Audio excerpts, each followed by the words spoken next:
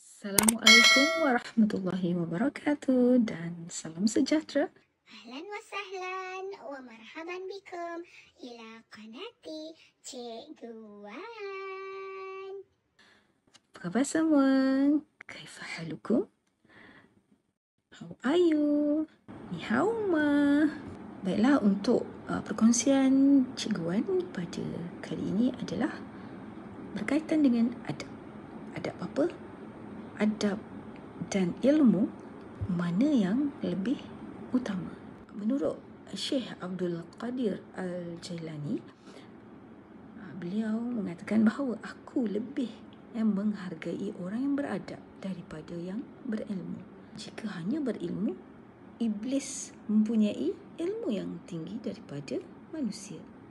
Jadi, antara adab dan juga ilmu, maka adab lebih diutamakan. Lepas tu barulah ilmu.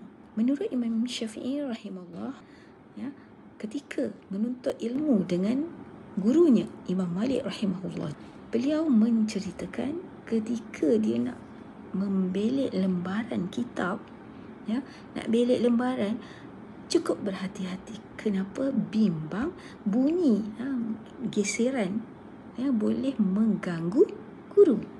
Jadi kita baliklah kepada diri kita sendiri. Adakah kita begitu? Mungkin tak sampai tahap itu kita punya menjaganya situasi supaya tidak bising. Sebab apa? Kalau dalam kelas, cikgu sendiri pengalaman, setiap harilah kalau masuk kelas pasti ada bunyi-bunyinya. Kalau tak bercakap, bunyi lain kan, bunyilah pen, bunyi apa-apalah yang berlaga kan. Kemudian masuk kelas kadang pelajar tidur kan. So mereka tidak bersedia dengan buku. So bila masuk kelas baru mereka bangun, dan kadang-kadang mereka bercakap kan. Jadi sikap begini tidak baguslah ketika menuntut ilmu. Kita nak belajar tetapi kita tak ada adab, kita tak hormat guru. Tengah-tengah belajar kita tidur tanpa rasa apa-apa kan. Suruh buat kerja, kerja tak dihantar kan, ataupun suruh sediakan nota ataupun suruh sediakan nota tapi tidak lengkap, tidak siap dan sebagainya. Kerana apa? Kerana adab tiada. Itu kita tidak amanah Pelajar tidak amanah, sebab tu mereka tidak selesaikan kerja.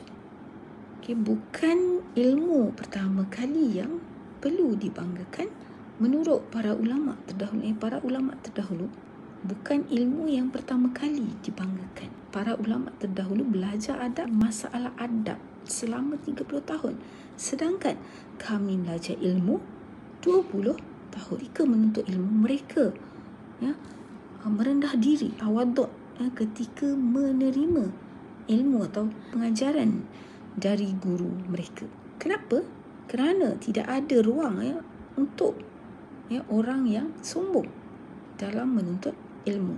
Maksudnya kalau tidak ada adab, maka belajar macam mana sekalipun, ilmu tidak akan berkat, tak akan diterima, tak akan lekat. Imam Ahmad rahimahullah berkata, pelajarilah adab sebelum belajar ilmu. Jadi kita tanya diri kita, bagaimanakah adab kita ketika menuntut ilmu? Tak kiralah kalau di sekolah kita pelajar mestilah beradab. Ketika menuntut ilmu pengetahuan, kita pula kalau yang dah bekerja, bagaimana? Kita tak ada ilmu, kita menuntut ilmu, walaupun kita tuntut ilmu dengan orang yang lebih muda, maka kita tetap kena beradab. Maksudnya kita tak bolehlah menggunakan kata-kata yang kasar atau adab yang kasar. Tiada adab dalam kita nak menimba ilmu pengetahuan. Dan bagi yang baru bekerja, yang baru menempuh alam pekerjaan, banyak perkara yang kena pelajari. Ketika baru inilah kita perlu rajin-rajinkan diri kita untuk menuntut ilmu, bukan merasa diri kita lebih baik. Jadi janganlah kita bersikap sombong sedangkan iblis yang alim, yang banyak ilmu, yang jadi guru kepada para malaikat pun dicampak keluar daripada syurga oleh Allah Subhanahu Wa Taala.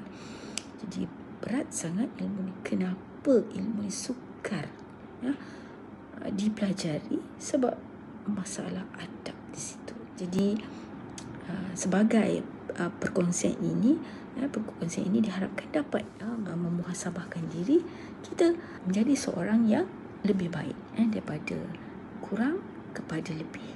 Seterusnya maintain Jadi janganlah bersikap sombong.